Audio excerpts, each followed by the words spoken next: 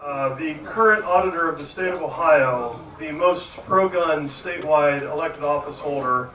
Is he close by? Dave, you here? I'm right here. Oh, yeah, he is here. He's getting his picture taken.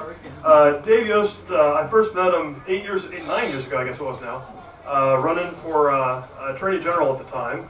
But you know, he's a Perseverance has got to be his middle name. You got two short names, Dave and Yost. So Perseverance, you get allowed to have a long middle name.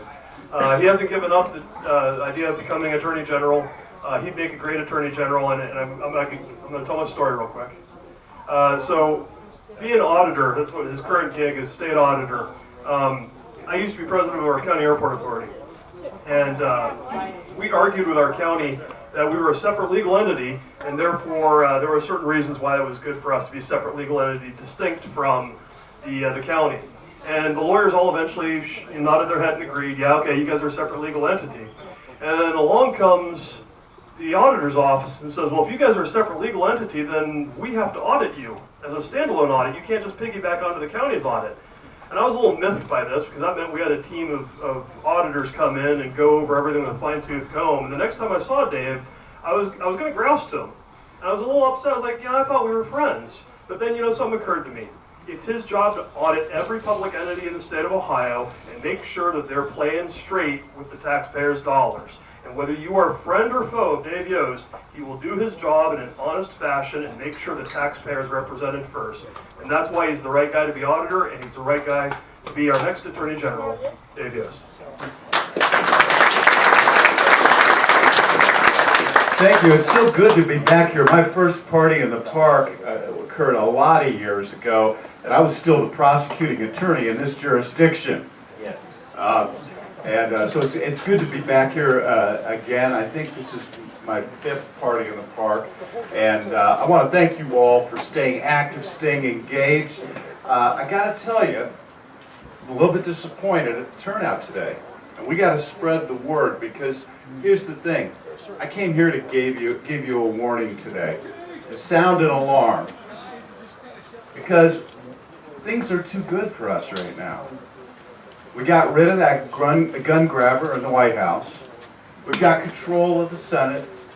Friends of Liberty have control of the House of Representatives. We have everything in Ohio. We get reform legislation passed in this state. And we're all, you can tell, I was here a few years ago, they were right after, during the re-election, 2012 or 13, I don't remember which year it was, there were 300 people here. But you know why? Because we were afraid. We saw what Barack Obama and Hillary Clinton wanted to do, and we were all up in arms, so to speak. And today, I think we've been lulled into a false sense of security. Don't let it happen, folks. Spread the word. Call your friends. You all have 5 friends in the Second Amendment community, people you know from the range, people you go shooting with, people you hunt with, who used to come to these things and aren't now. They're not responding to the email blasts or the legislation because they think everything's good. When you go home, call them up, because Kamala Harris, and how many people know who Kamala Harris is? Just a smattering of hands. Well, I will tell you, she is the very junior senator from California, and she just tweeted out that it is past time to reinstate the assault weapons ban. She's down in Washington. And the way American politics is, sooner or later, that party she belongs to will be in control down there. Now, folks, we have no permanent wins in the Second Amendment. Freedom never gets to take a holiday or a victory lap. It's always an issue. There will always be people that want to take our freedom from us. That's why it's so important for us to get, as I appreciated your remarks, Chairman, about the who's the auditor becomes who's the dog catcher becomes the mayor. You know what Kamala Harris's job was before she became United States Senator? She was Attorney General in California. Folks, it matters. So I want to leave you with one particular thing that I hope you'll take out here as well. There is a piece of legislation that some of you probably think is good because it's pro-gun. Please don't score on this one. It's House Bill 310, and it gives politicians the right to carry guns in places for the government. Now, I will tell you, I've had some threats on my life during my time in office as prosecutor and even as auditor of state. And the place they know to come get me, the one place that I'm going to be, is in my office, which is in a corner of a floor, and you get there down a chute, which has only one way back to it, and at its narrowest point, it's about 3 feet wide. And all you got to do is walk down that, and I've got no means of egress. I forget about trying to escape. I couldn't escape if I wanted to. And under the law, I'm not allowed to carry in my own office, even though that's where somebody who wanted to do me in would go if they wanted to do some workplace violence.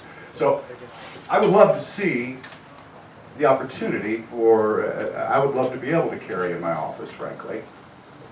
But I don't want any special rights for politicians. No special rights for politicians. Either applies to all of us or none of us.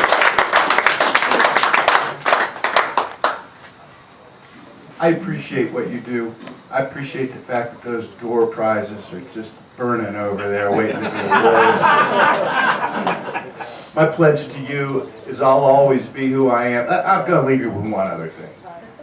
We've heard several times about politicians who say they're Second Amendment and then they're not. And probably everybody that's come through here has said, I've got a concealed permit carry. It was a very hip thing to do in Republican politics a few years ago. Go get your concealed carry license.